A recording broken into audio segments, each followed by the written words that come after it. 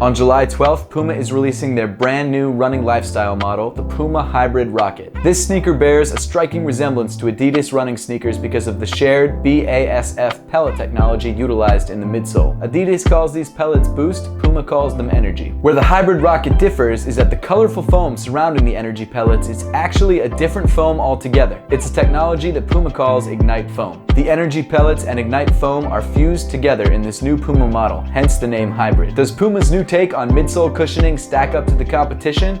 Let's find out. What's up everybody, I'm Seth Fowler and today I'm reviewing the brand new Puma Hybrid Rocket. Before we get into things really quick, make sure to hit that subscribe button down below if you haven't. But as I mentioned at the beginning of the video, this is the newest running sneaker from Puma. They're experiencing a renaissance of sorts and completely revitalizing their entire sneaker lineup. From stylish everyday lifestyle sneakers like the Thunder Spectre behind me to brand new running models like this, the Hybrid Rocket. I mean, they've even just launched the first basketball sneaker they've had in 20 years, which means the brand is really trying to make steps forward into the sneaker market. Similar to what Adidas did a couple years back and what Nike has always been good at, Puma is really trying to become one of the top 3 sneaker brands in the world once again. And I've got to say, from the sneakers that they've been putting out recently, they've got a pretty good shot. So without further ado, let's take a closer look at the sneaker itself, the Puma Hybrid Rocket.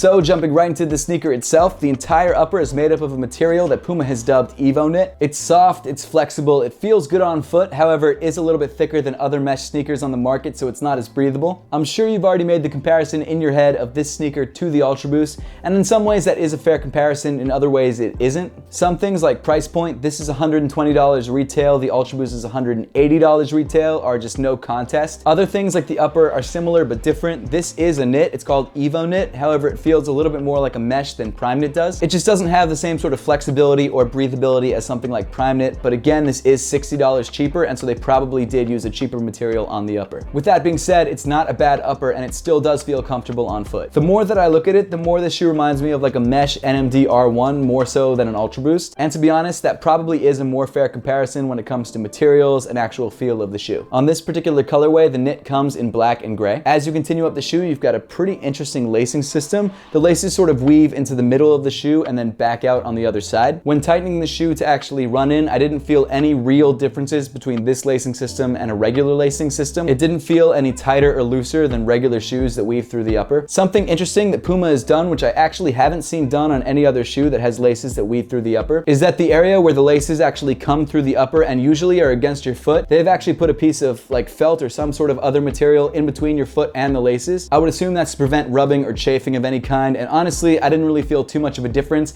I don't usually have a problem with laces being up against my foot, but I've got to credit Puma because I think it's a nice addition nonetheless. The laces themselves are flat and come in black with gray accents similar to the knit upper. Like the Ultra Boost, they do have a midfoot cage that the laces weave through. However, it's about half the height of the Ultra Boost, and to be honest, when I was tightening up the shoe, it didn't really seem to add any extra lockdown. I don't know if that's just because of the height of the midfoot cage or the fact that maybe it just doesn't need a midfoot cage, or maybe even that the midfoot cage is stiffer than the Ultra Boost midfoot cage. For whatever reason, it didn't really seem to make any sort of difference negatively or positively. Running up the center of the shoe, you've got this black nylon strap that turns into a pull tab at the top of the tongue. The top of the pull tab has a white Puma logo, and then running down the rest of the pull tab, you've got the repeated Puma logo in gloss black. Moving inside the shoe, around the heel, you've got this gray, lightly padded sock liner. Nothing crazy or special there. Heel lockdown is adequate. Comfort around the heel is adequate. Along the rest of the upper of the shoe, your foot is directly up against the Evo Knit, which isn't a bad thing. As for fit, the Puma Hybrid Rocket Rocket does seem to fit pretty much true to size. It may be a little bit narrow around the midfoot, so if you're a wide footer, this might not be the shoe for you. However, when this shoe does come out on July 12th, it should be pretty readily available, so you should be able to walk into your local sneaker store, try on a pair for yourself, and see what size works best for you. The insole of the shoe is black with the Puma hybrid logo on the heel. The insole is also cushioned with this sort of yellow gel-like foam that does feel pretty good against your foot. I mean, it doesn't make a huge difference because the midsole is pretty comfortable as it is, but it definitely doesn't hurt. Continuing back on the shoe to the heel, the black Evo knit turns to this red mesh. As you would expect from a running shoe, you've got a TPU heel counter. The heel counter comes in red with the black Puma logo in gloss. And then on the very back of the shoe, you've got another pull tab in red with a black Puma logo. Moving down on the shoe is the part we've all been waiting for, the midsole. Now, as I mentioned at the beginning of the video, the colorful parts of the midsole are made up of a combination of energy pellets and ignite foam. As I'm sure some of you already know, the energy pellets are actually from a company called BASF,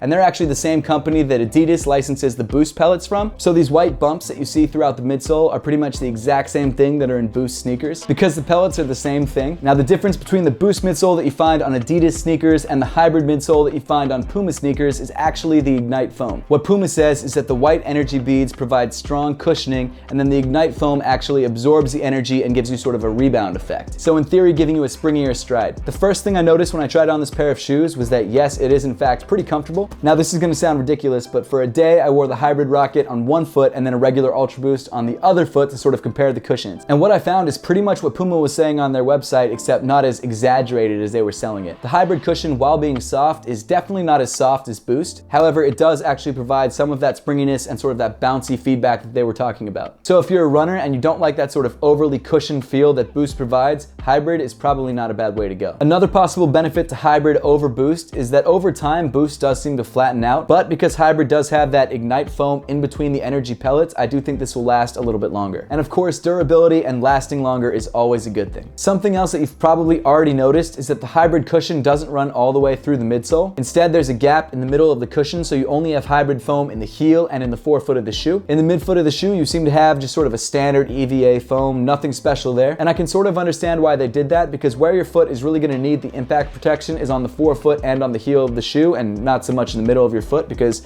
when is the middle of your foot really gonna be the first thing to strike the ground? This stiffer EVA foam does provide a little bit of arch support, so if that's something you're looking for, it helps there. It also is articulated on either side, so you have a nice range of movement between the forefoot and the heel of the shoe. The only thing I wasn't really a fan of with this EVA midfoot section is that the heel to toe transition just isn't as smooth as it is with something like the Ultra Boost, where it's all one midsole. It almost felt a little disjointed when I was walking or running, like when my heel hit the ground and then when it transitioned to this midfoot section, I definitely felt almost like I don't know how to describe it, but you could definitely tell when the EVA hit the ground and then again when the forefoot hit the ground. It's weird to say, but it was like a really subtle bop, bop, bop feeling. Whereas with something like the Ultra Boost that has a full Boost midsole, or even a different version of this shoe that has a full hybrid midsole, you wouldn't feel that. But at the end of the day, for 120 bucks, you are getting a pretty decent midsole cushion. Oh, before I forget, one nice thing about having ignite foam with the energy foam is that you can actually color the ignite foam, so you can have different colorways on the sneaker. So as you can obviously see on this pair, the hybrid cushion on the front of the shoe is black and white, and on the back of the shoe, it's red and white. There are a bunch of different colorways with a bunch of different color combinations of hybrid foam.